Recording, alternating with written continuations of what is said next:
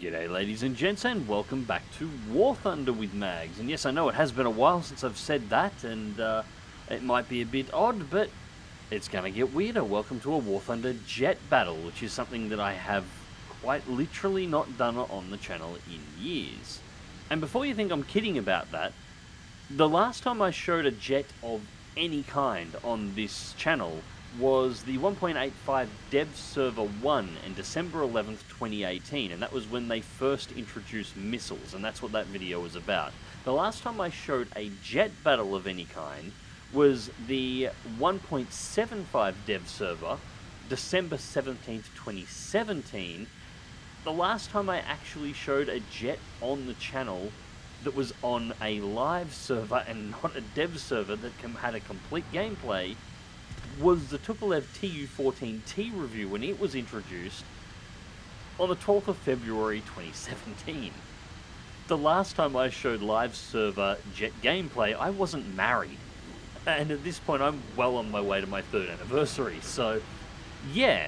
Anyways, why? Well, Vampire. I've said in the past, I do still play War Thunder from time to time, and part of the reason that I play War Thunder is because it does actually have some stuff that doesn't appear in many other places for flight sims or combat gaming in general when it comes to aircraft, and the Vampire is one of those planes. I absolutely adore this little aircraft. Unfortunately, trying to find a full fidelity simulation of this thing is near goddamn impossible. Now, today's gameplay, I'll be perfectly honest with you, bugger all has changed in War Thunder the entire time that I've been away. The matchmaking is actually pretty good around this tier now. I've actually had a lot of fun playing it. There's actually a couple of videos in today's battle. The first two, including this one, I am flying solo. The last two encounters I'm actually flying with Deadbeat, who decided he would jump on War Thunder and join me in the Vampire as well. So this was a bit of fun. I'm about to take my first kill. 262 just let me hold altitude over it for too long and just kept setting me up. So in for the deletion. You know, I was going to jump over to the live comms for this one, but I might actually just do a post-commentary for it. Basically, all that's happened at this point is I've picked up altitude earlier on in the match, was watching the engagements happen, and like most War Thunder battles, half to nearly 2/3 of the team drop down to low altitude. It happens all the time. It happens in damn near every match, and it's not new. It's been doing this has been happening amongst the matches for as long as I've been playing War Thunder, which is a fairly long time. Very few hold altitude, although the Serato 234 did do a pretty good job here. He did try and hold altitude, but I wasn't going to give him an inch. Not a single one. But yeah, there seems to be, particularly I noticed it back when I used to play, a mistaken belief that because jets are jets and not props, that it was perfectly safe to drop that altitude because they're so fast. Once you got your initial altitude and did your dive, you had that much speed that if you gave up altitude, it didn't matter. This is just not the case. If you can hold speed and altitude, which is entirely possible to do, you can make even a slower jet like the Vampire an absolute nightmare to deal with. And I say this as somebody who hasn't flown jet battles in a very long time and hasn't flown the Vampire before this particular outing on this particular day in probably 2 years. Nothing's changed. Right, it goes to make a brake turn. Realised he couldn't outrun me because I was holding altitude and I held all of my speed. Goes vertical. Arado 234Cs are manoeuvrable, I'll give them that much. But they're big, they're heavy. There was no way knowing he was going to be able to get out of this going vertical. Drops down. His best chance to escape probably would have been a dive, but that would have just sacrificed all the altitude and dropped down to the deck. I'll give him credit. He did try and not let that happen, but he just made himself an easier target. And that was pretty much the end of this match. Once again, another thing that hasn't changed with War Thunder jet battles is they tend to end pretty quickly, even at the low tier jet battles where I'm playing at here. This whole match was under 10 minutes, I think. So, second match here. Now, this one here wasn't much of an engagement, and I did get swatted out of the sky at the end of it by a Tu-4. Yeah, Vampire is really not the machine to go after one of those at 30,000 feet on your own. But this did have a really good engagement with a MiG-9 in it that I actually quite enjoyed, and it's been a while. You know, I have been playing War Thunder, even though you haven't been seeing it on the channel, although I don't play it very often, but it is still very rare to get into one-on-one duels with enemy aircraft, well, mostly one-on-one duels with enemy aircraft, that that make your work a little bit and a little bit of fun. They tend to be, like we saw in the first video, dive in because somebody's made a mistake and take them out. So, coming in from the left here, we're going to have a couple of MiG-9s and 2 IL-28s. Now, we've got this first IL-28, Xbox Live player. Yeah, he may be new to the game being an Xbox Live player, although I think the Xbox Live players have been around for a while now, and I'm just a little out of date on that. I've been doing this a lot longer. IL-28 turning 180 to point its tail in my general direction. Yeah, he's on the rear gunner's position getting ready to shoot me down, and I'm not stupid enough to close in on that, although, as I said, I was stupid enough to try and take on a TU4 on my own. To be fair, in my defense, it was the last plane remaining on the match, and he was dragging it, but we're not going to cover that one. So MiG-9 low, MiG-9 high, and we have a second IL-28 high as well. Now the IL-28 that's high, he's going to be a little bit of fun because he's more interested in playing fighter than he is in playing bomber. So it goes for a head-on pass. Again, wasn't born yesterday, dip out of the way. MiG-9 can close in. He's going to come in for the engagement as well. Now I thought I might be able to get a range spike off, but he knows what he's doing as well. Breaks off, goes high, bleeds a little bit of my energy. Very nice. I knew this was going to be a good engagement, or I was going to enjoy this one the second he didn't immediately try and nose in and goes into the turn. Vampire can make the turn tighter than the MiG-9, so I can get into the trailing position. But you remember that IL-28? Cheeky little bastard. I didn't realise he was coming up behind me. I was just doing a standard head check, and sure enough, there he is. So, continue the turn through. Now the MiG-9 is going to bring its turn back here in a second. It's going to come in and try and get in there since the IL-2 threw me off the game. The MiG-9 was going to outrun me and just drag me up forever until it wanted to turn.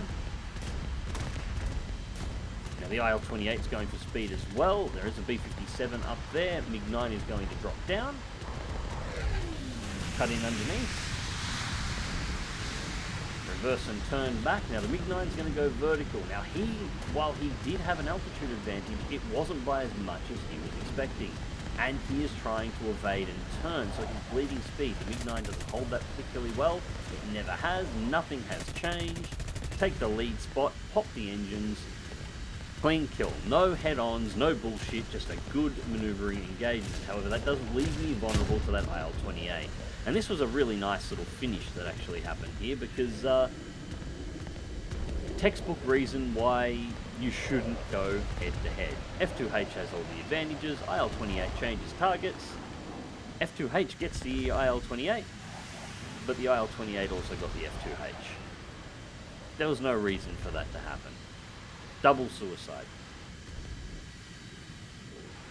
Anyways, next engagement, we are going to jump over to the live comms, because at this point, Dead Meat has jumped in, and we are just going to start playing around 2 vampires and have a bit of fun. Well, I'm going to turn off. I'm up to 4.5K, so, and I'm still not. With your throttles close too, to him. if you're starting to overheat, pull your throttles back to just 95%. At 95% you won't overheat. Yeah, like just 5% down. I remember. Yeah, this thing just will fly forever after that. Only 84. Man, I wish we had other sims that had this in it. Yeah, well, this is why. This is the stuff that I still play on War Thunder every now and again, because there is none. We need a good Korean War and a good Vietnam War sim. Oh, there's another dot that's up in space. Hi. Bye.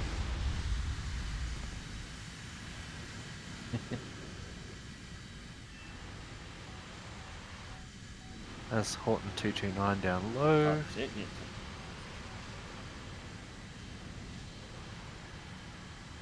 Yeah, if that's a TU4, it's not worth our time, sadly.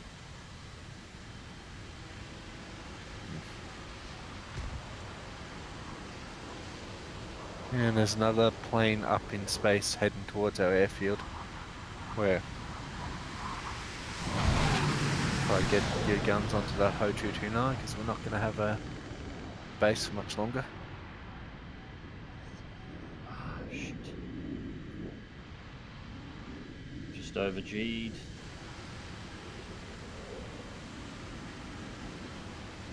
Looks like your tail's clear though, at least.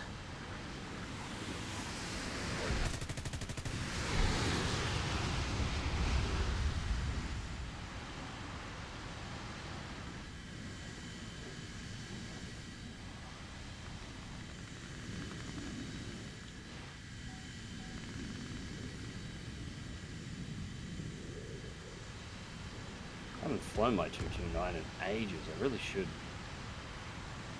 I never got it. I didn't get very far with the German line. Jets wise, I don't think I got any of them yet. German jets were basically. Yeah. Except you have to be careful about how fast you turn. Yep. Well, you did the last time I played it, which was a while back. Yeah. This guy here doesn't seem to be doing anything too absurd, so I assume it's still mostly the same. And there he goes. There we go. So I'm following this bomber back to their base because why not?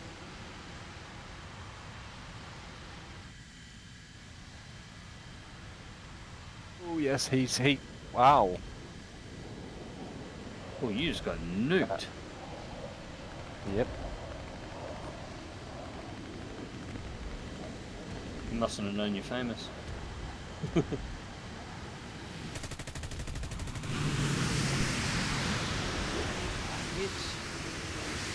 feeling he's poor about himself.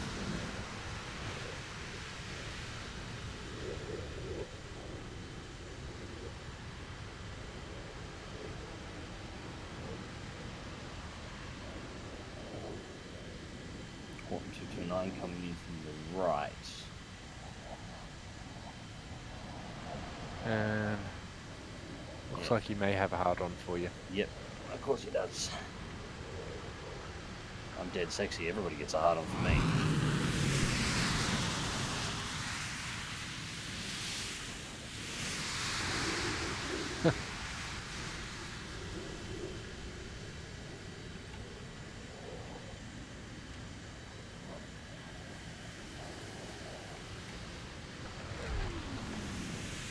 Come on, overturn that big fucking wing, or can you not brake anymore?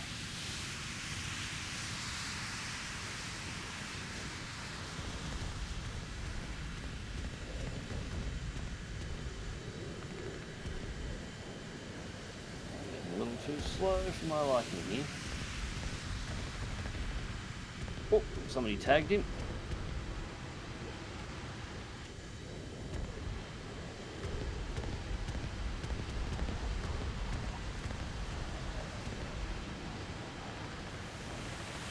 Oh, we don't. And he disintegrates.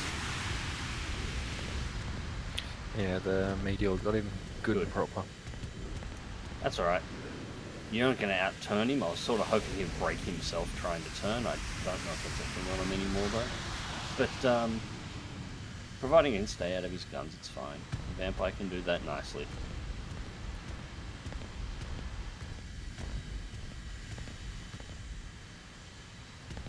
Still at a Rhino up in space. Yep. I'm not going to go chase him down. Drop in on this one.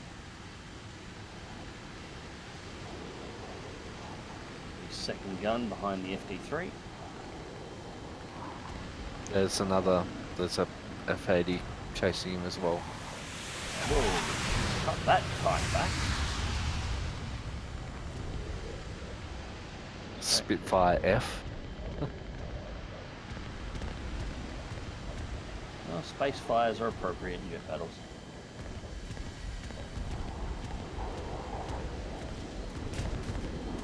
Hey, give it to this guy. He's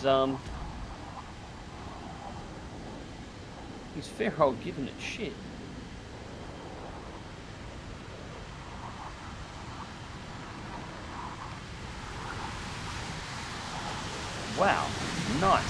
Nice, nice. Shit. And there's control loss, which is ridiculous. That's not how G-forces work. That is how cannons work. Whoa, shit. And team kill. That